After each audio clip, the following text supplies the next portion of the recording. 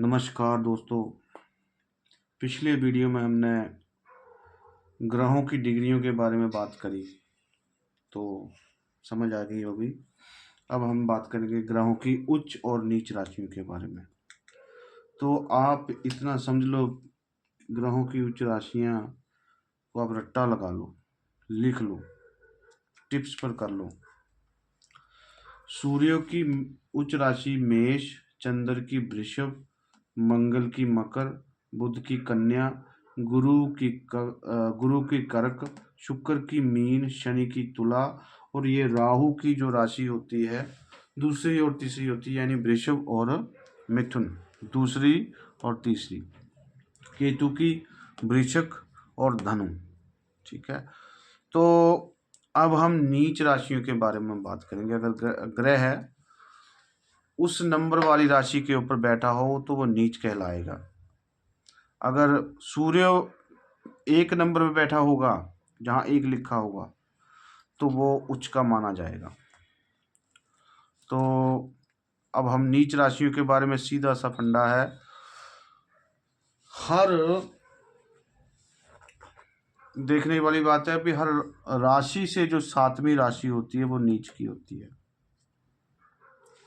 ठीक है, अब यहाँ नीच राशि जो होती है यहाँ से सातवीं राशि जो होती है नीच होती है। यहाँ देखिए 1 2 3 4 5 6 7, तो तुला राशि जो हुई यहाँ में सूर्य की क्या हुई, नीच।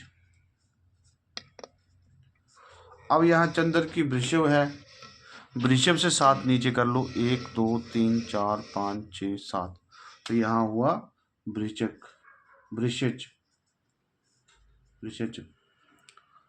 तो मंगल की मकर है, अब मकर से 7 चलेंगे हम, 1 2 3 4 5 6 7, कर्क। अब कन्या 1 2 3 4 5 6 7। ठीक है, तो यहाँ हुई बुध की मीन बनती है, मीन कर्क के नीचे आ गया। हर राशि से जो सातवीं राशि होती है वो नीच की होती है।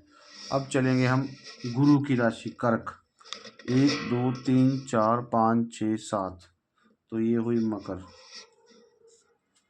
शुक्र की मीन होती है 1 2 3 4 5 6 7, शुक्र की नीच राशि हुई कन्या। अब तुला शनि की उच्च राशि होती है, तो शनि तुला से 7 करेंगे, 1 2 3 4 5 6 7। ठीक है, तो ये मेष राशि जो हुई, अगर शनि एक नंबर पे बैठा होगा कुंडली के भाव में, यहाँ पर कुंडली के यहाँ एक नंबर होगा, अगर शनि बैठा होगा ना तो शनि नीच का कहलाया जाएगा। तो अब राहु की जो राशि है वृषभ और मिथुन, ये 2 और 3। ठीक है, तो इससे उल्ट क्या हुई, वृषभ से 7 लेंगे, 1 2 3 4 5 6 7, पहले आएगी वृश्चिक, यहाँ आएगी वृश्चिक। तो अब दूसरी मिथुन है, 1 2 3 4 5 6 7, वृश्चिक के बाद आती है धनु। ठीक है, अब केतु की वृश्चिक है, इससे 7, 1 2 3 4 5 6 और 7, वृषभ आ गया, तो ये वृषभ। अब धनु 1 2 3 4 5 6 7, अब ये मिथुन। इस बात को ध्यान में बांध लो कि सातवीं राशि नीच की होती है। सीधा सा फंडा, आपको उच्च राशियाँ याद रख लेनी है और नीच सातवीं निकालते जाना है, ये भी टिप्स पर हो जाता है। तो अब उच्च में क्या फल देगा, ये हर 12 भाव होते हैं, ये हर भाव का अपना अपना फल होता है। तो हम पहले भाव का फल जानेंगे, दूसरे भाव का फल जानेंगे अगले वीडियो में। तो आप इस बात को गांठ बांध लें कि हर ग्रह जो होता है हमें आकाश में से मृत्यु लोक पर एक रश्मि भेजता है।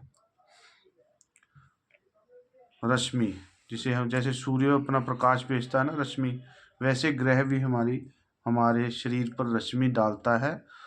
उस रश्मि से ही हमें एनर्जी मिलती है। तो अगर वो रश्मि नेगेटिव हुई, किस भाव में जा रही होगी, क्या हमारे बॉडी पे इफेक्ट पड़ेंगे, क्या हमारी किस्मत पर इफेक्ट पड़ेंगे, ये तो जो पंडित जी होते हैं वो प्रिडिक्शन करके देखते हैं और उसका उपाय देते हैं।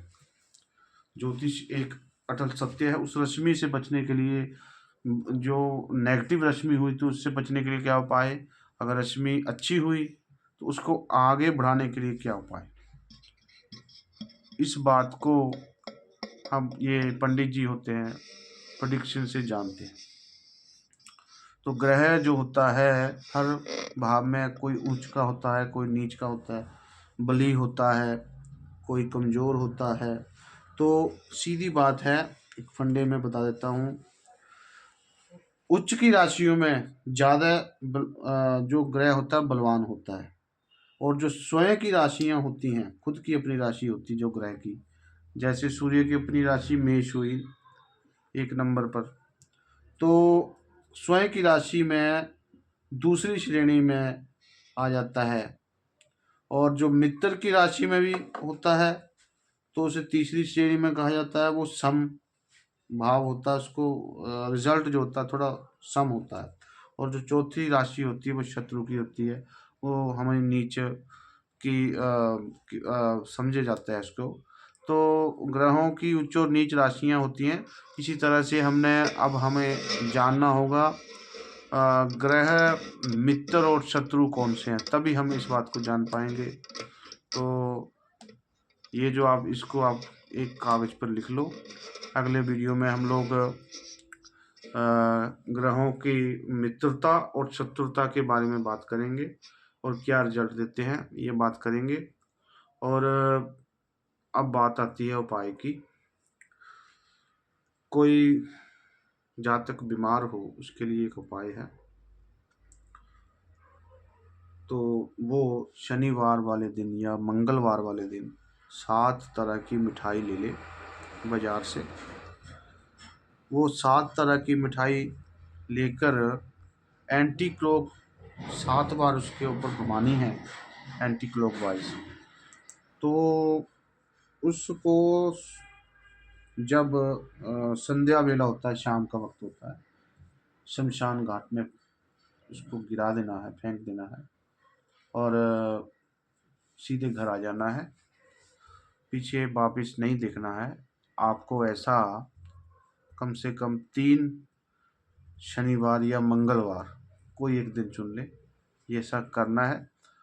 निश्चित ही जातक को बहुत रिलीफ मिलेगा और वो अपनी बीमारी से थोड़ा निजात पाएगा। तो आज के वीडियो में इतना ही। धन्यवाद।